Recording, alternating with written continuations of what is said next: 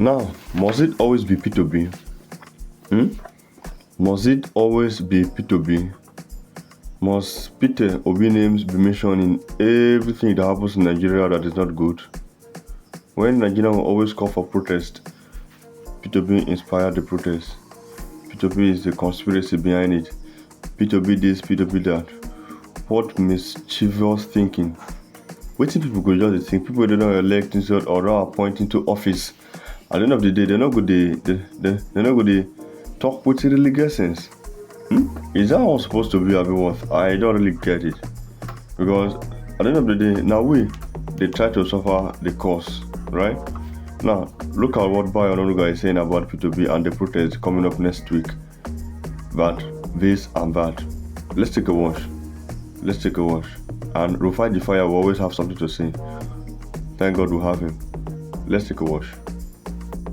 Bayo Onanuga, the special advisor on information and strategy to President Bola Ahmed Tinubu, has come under heavy criticism after he alleged that the supporters of Peter Obi are planning to cause mayhem across the country and that he should be held responsible for anarchy.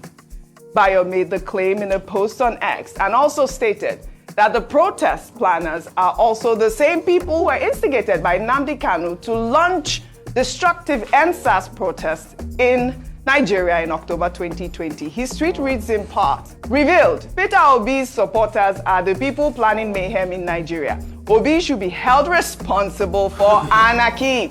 They are the people spreading the hashtags End Bad Governance, Tinubu must go, and Revolution 2024. They are not Democrats, but anarchists. They are attempting to call out our people via propaganda because their messiah, Peter Obi, failed to win the presidency in the 2023 election. As bad losers, they don't have the patience to wait for another election in 2027. They would rather destabilize Nigeria by staging a civilian coup against President Bola Ahmed Tinubu. Let me take this response from EJ. He wrote, Sir, it is important to acknowledge that Nigerians are experiencing frustration at this time. Yes, there are individuals who will continue to feel discontent after the 2023 election, but that shouldn't be the focus now. The government should prioritize finding solutions to the economic difficulties in the country and show empathy towards the struggles of its people. The Constitution guarantees the right to peaceful protest, which is essential for a healthy democracy. The people should be allowed to do that. Destructive protests, however, I do not support. Well, another user there wrote, he actually posted a video, and I'll play that video, but he wrote, this was Tinubu calling on Nigerians to come out during Jonathan's regime. Let's take a look at that video. But they will forget the other one. That is what they are doing with your money. Not enough that they are stealing from our children tomorrow for lack of respect in education. They are still embezzling the retirement benefit of hardworking Nigeria, including our grandfathers. They are stealing the port, the treasury, not even leaving some coins for us to war with.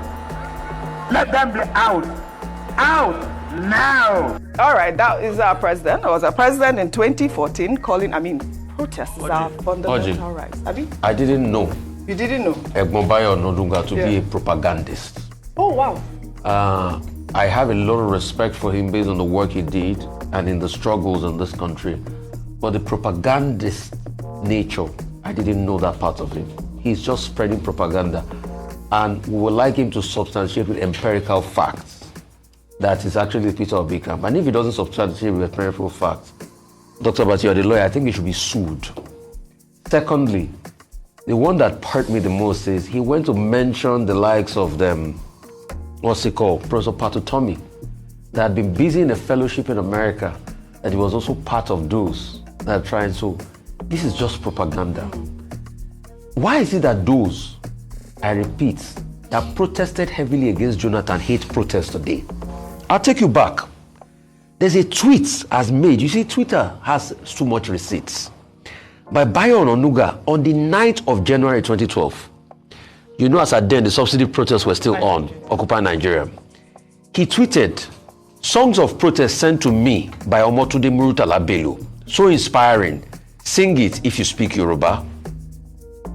These were people that were excited about protest in 2012. All I just needed to do was to go check his Twitter. So the question is, what changed? The parameters were empirically better under Jonathan than it is today. As at Jonathan's time, Nigeria was about one of the top 5 investment destinations in Africa.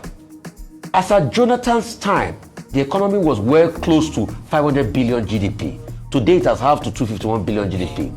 As at Jonathan's time, unemployment rate was not the way it is high today. As at Jonathan's time, we did not have well over 34% inflation. So pound for pound, all the parameters, as at Jonathan's time, if you go and check, the likes of the big companies that are living in Nigeria today were declaring bigger profits. And when they had that protest that they shut this country down for 2 weeks, Oji, nobody died. There was never a time that the military that was stationed around the Ganifawa Emi Square area went to shoot protesters. In fact, the only person that died was the overzealous police officer that shot somebody called Demola around Yaya Baton. That was the only incident we recorded. But look at what happened in NSAS. Look at all of this. All the time they kept on protesting and making this country ungovernable. Jonathan never for once said, please don't do it. Everybody had a right to protest. That is it. So why is it that now that the country is, all the indices are bad, these same people, this same Mr. Bayo Onanuga that tweeted a song of protest sent to him by Murtala Bello on the 9th of January 2012, finds it difficult and start to blame all sorts of people. Anyway, the Labour Party has responded to him. They said, don't hand it. Obi too as well. If he has the facts that it's actually Obi, he should bring out the empirical facts. If he doesn't, he should be sued.